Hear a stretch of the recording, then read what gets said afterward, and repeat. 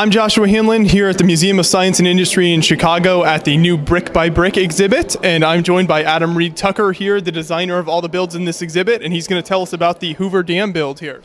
Yep, so the Hoover Dam, this is actually my favorite one out of all of them. Okay, so when that question's going to come up in the next couple of days, so yes, this is. And coincidentally, this was the easiest and quickest for me to build.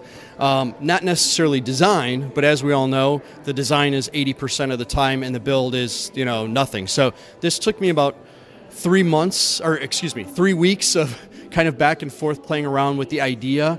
How was I going to make my Hoover Dam distinguish itself and different? And it only took me 3 days to build. So this is a very quick one, and it turns out, it's funny, the bridge took me 3 months to build, and you'd think that was my favorite. Actually, it's the dam. And the reason why this is my favorite is because when I did my research on this, it was conceived and designed and built in the 1930s.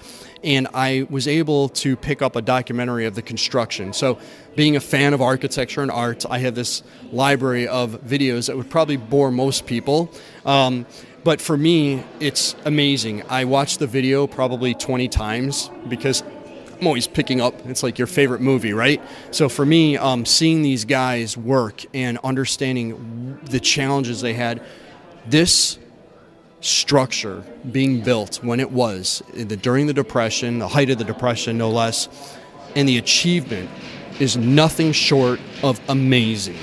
You have to go and visit the real Hoover Dam. I've been there a few times, and every time I'm there, it's amazing every time. So you really, if you're a fan of architecture and engineering, you have to go there and you'll be very humbled by the magnitude, but then take a deeper dive and figure out how these guys built it. It's phenomenal. So my point is, with this model, what I wanted to do, you will notice that it is not color correct.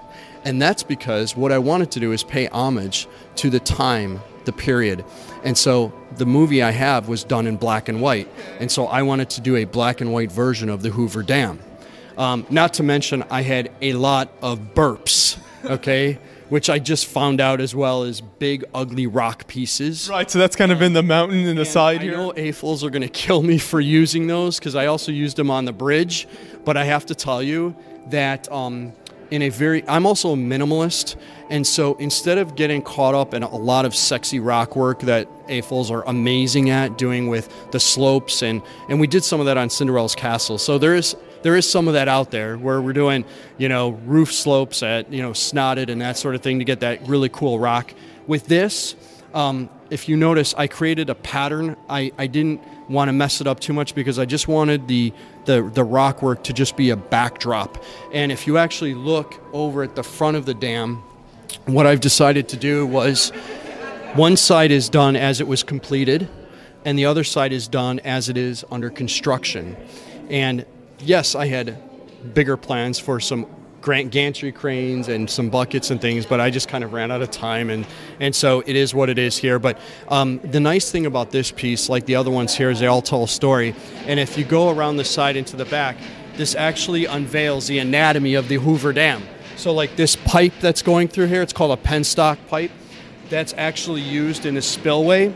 So you can actually see the intake towers here, and then the actual causeway or the spillway here where the water would overflow and then go down through those pipes and bypass the dam.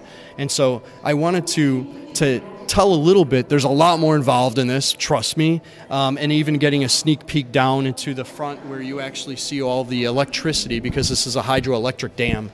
So you can actually see the powerhouse and the turbines down there. So I peeled back the roof so you could see that and expose it. So this is a little bit of the anatomy of a dam. And so that's the story that I was telling with this, all while making it kind of black and white to pay respects to when this was done, So that's the Hoover Dam.